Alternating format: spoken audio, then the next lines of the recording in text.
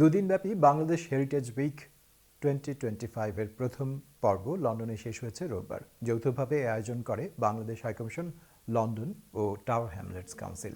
বাংলাদেশের হাইকমিশনার আবিদা ইসলাম Bangladesh heritage week সফলভাবে আয়োজনের জন্য টাওয়ার হ্যামলেটস কাউন্সিলের মেয়র লুৎফুর রহমানের প্রতি কৃতজ্ঞতা প্রকাশ করেন।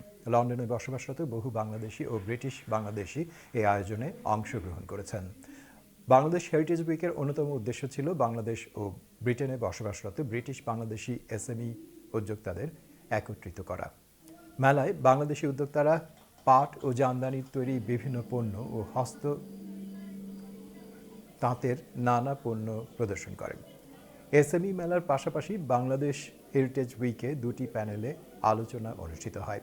প্রথম প্যানেল আলোচনার শিরোনাম ছিল বাংলাদেশের এসএমই রপ্তানি খাতে নারী ও তরুণদের ক্ষমতায়ন, অন্তর্ভুক্তিমূলক প্রবৃদ্ধি। দ্বিতীয় প্যানেল আলোচনার শিরোনাম ছিল সীমান্ত পেরিয়ে সাংস্কৃতিক পরিচয় ও অন্তর্ভুক্তির অনুভূতি। বাংলাদেশ হেরিটেজ উইকের দ্বিতীয় পর্ব আগামী 20 ও 21 ডিসেম্বর পূর্ব লন্ডনের ব্র্যাডি আর্ট সেন্টারে অনুষ্ঠিত হবে। আমাদের বাংলাদেশ থেকে 13 জন মহিলা উদ্যোক্তা এসেছেন এবং এখানে আমাদের 15 জন ব্রিটিশ বাংলাদেশি মহিলা উদ্যোক্তা তারা আজকের এসএমই ফেয়ারে যুক্ত হয়েছেন এবং এখানে সম্পূর্ণই বাংলাদেশের তৈরি, made in Bangladesh.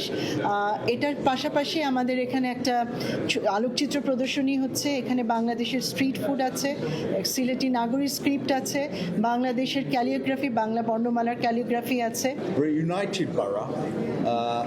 We have about 35% of our population are from Bangladeshi background, Bangladeshi heritage, and it's only proper, and I'm really grateful to the Bangladesh High Commissioner and the High Commission that we're holding this event to celebrate women entrepreneurs of Bangladeshi heritage, to celebrate our heritage and culture.